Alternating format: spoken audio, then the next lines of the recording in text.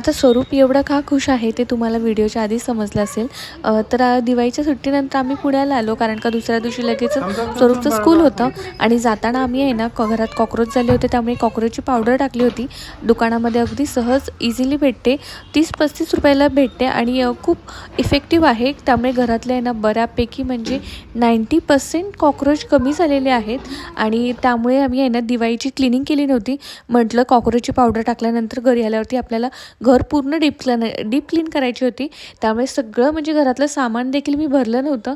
त्याच कारणामुळे आहे ना घरामध्ये आहे ना गेल्या दिवशी म्हणजे ज्या दिवशी आम्ही ट्रॅव्हलिंग करून गेलो त्या दिवशी पूर्ण दिवस आम्ही आहे ना बाहेरचंच जेवण केलं. तर इथे मी ट्रॉल्या वगैरे क्लीन करायला घेतल्या स्टेप बाय स्टेप आणि नंतर संध्याकाळी ह्यांनी फिल्टर क्लीन केला, कारण का आम्हाला घरातली पूर्ण डीप क्लीन करायची होती.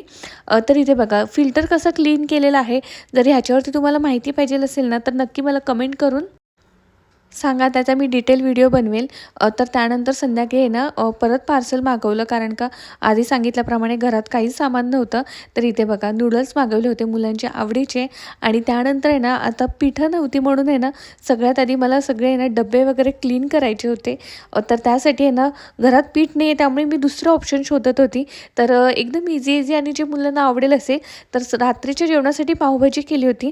आता ज्या दिवशी मी रात्रीच्या जेवणात पावभाजी करते ना तर मुद्दाम 1 वाटी पावभाजी मी शिल्लक ठेवते, कारण का सकाळी मी डोसा केल्यावरती ना असा मसाला डोसासारखं करते आणि त्यामुळे चव खूप छान लागते. तर इथे आहे ना माझी क्लिनिंग बऱ्यापैकी झाली होती आणि डबे वगैरे क्लीन करून घेतले होते आणि मी पीठ देखील दळायला टाकलं होतं.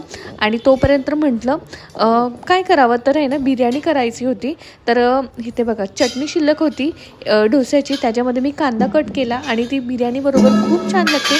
पुदिनाची चटणी होती आणि इथे शिशासाठी चिकन भात आणि आमच्यासाठी बिर्याणी. आणि स्वरूप आल्यावरती एवढा खुश झाला ना, कारण का 10-15 दिवसातनं मी बिर्याणी करत होती. तर तुम्ही त्याचं रिॲक्शन बघा. बिर्याणी बिर्याणी बिर्याणी बिर्याणी बिर्याणी बिर्याणी नाही आहे, पुलाव आहे. बिर्याणी आहे. पुलाव आहे. थांब. तर आठवड्यातनं 2दा काही रोज जर त्याला बिर्याणी दिली ना तरी तो आवडीने खातो. तर त्यासाठीच आहे ना त्याच्यासाठी बिर्याणी बनवली होती आणि घरातली बऱ्यापैकी क्लिनिंग केली होती. म्हटलं आता उद्यापासून डेली रुटीन म्हणजे स्टार्ट करावं चपाती भाजी वगैरे. त्यामुळे म्हटलं पहिलं आपण दळण करून घ्यावे. तर ज्वारी आणि चपातीचं म्हणजे गव्हाचं पीठ देखील